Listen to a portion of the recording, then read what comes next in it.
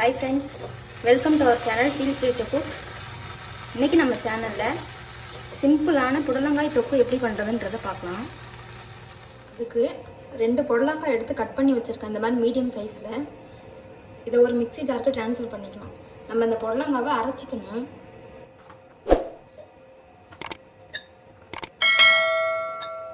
இதை கொரகொரப்பா அரைச்சி எடுத்துக்கலாம். இப்போ இதை கொரகொரப்பாக அரைச்சி எடுத்தாச்சு. தண்ணி எதுவும் ஊற்றலை, அதுலேயே கொஞ்சம் தண்ணி விடும், அதுவே போதும். இப்போ ஒரு பேனை ஹீட் பண்ணிட்டேன். ஒரு குழிக்கரண்டி அளவு எண்ணெய் ஊற்றிக்கலாம்.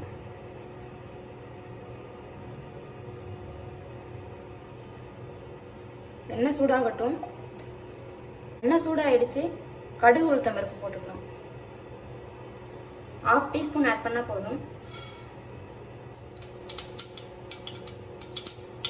இப்போ கடுகு நல்லா பொரிஞ்சிடுச்சு. பெருங்காயத்தூள் ஆட் பண்ணிக்கலாம்.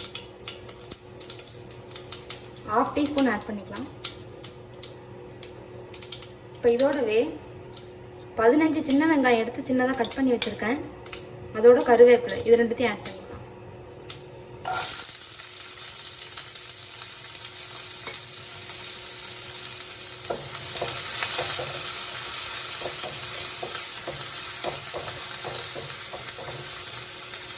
வெங்காயம் நல்லா வதங்கட்டும். இப்போது வெங்காயம் நல்லா வதங்கிடுச்சு.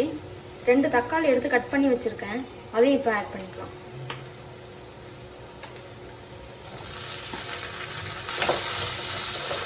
தக்காளி நல்லா வதங்கட்டும். இப்போ இதோடவே மஞ்சள் தூள் 1/4 டீஸ்பூன் ஆட் பண்ணிக்கலாம்.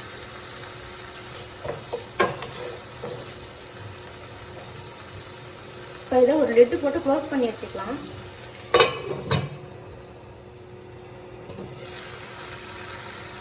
இப்போ பாருங்கள், தக்காளி நல்லா வதங்கிடுச்சு. இப்போ இதோடவே நம்ம அரைச்சி வச்சிருக்க புடலங்காய் பேஸ்ட்டை ஆட் பண்ணிக்கலாம். இதனோட பச்சை வாசனை போகணும், அது வரைக்கும் இது நல்லா வதங்கணும். இப்போ இதுக்கு தேவையான அளவு சால்ட் ஆட் பண்ணிக்கலாம். 1 டீஸ்பூன் ஆட் பண்ணுறேன். இது நல்லா மிக்ஸ் பண்ணிக்கலாம். இப்போ இது நல்லா வதங்கட்டும்.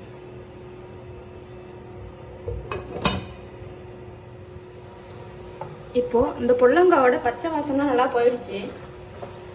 இப்போ நமக்கு காரத்துக்கு தேவையான அளவு மிளகாத்தூள் ஆட் பண்ணிக்கலாம். நான் 1.5 ஸ்பூன் ஆட் பண்ணியிருக்கேன். இப்போ இதை நல்லா மிக்ஸ் பண்ணி விட்டுக்கலாம். கொஞ்சம் தண்ணி ஆட் பண்ணிக்கலாம். இப்போ இந்த மிளகாத்தூளோட பச்சை வாசனை போகட்டும். இப்போ நமக்கு மிளகாத்தூளோட பச்சை வாசனைலாம் போயிடுச்சு. இப்போ இதோட ஒரு சின்ன லெமன் சைஸ் புளியை ஊற வச்சு அதை வடிகட்டி வச்சுருக்கேன், அதை இதில் ஆட் பண்ணிக்கலாம்.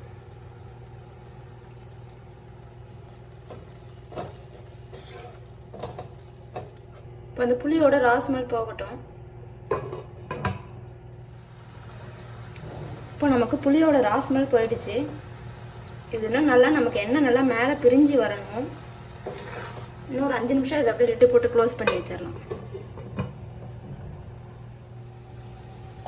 இப்போ பாருங்கள், நமக்கு சைட்லலாம் நல்லா எண்ணெய் பிரிஞ்சு வர ஆரம்பிச்சிருச்சு. இந்த ஸ்டேஜில் இதை ஆஃப் பண்ணிடலாம். இப்போ நமக்கு சிம்பிளான புடலங்காய் தொக்கு சூப்பராக ரெடி ஆகிடுச்சு. இது ஒயிட் ரைஸ்க்கு, ரச சாதம், தயிர் சாதம் எல்லாத்துக்குமே நல்ல காம்பினேஷனாக இருக்கும். சப்பாத்திக்கு நல்லாயிருக்கும்.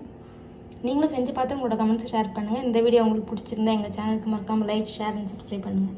தேங்க்யூ.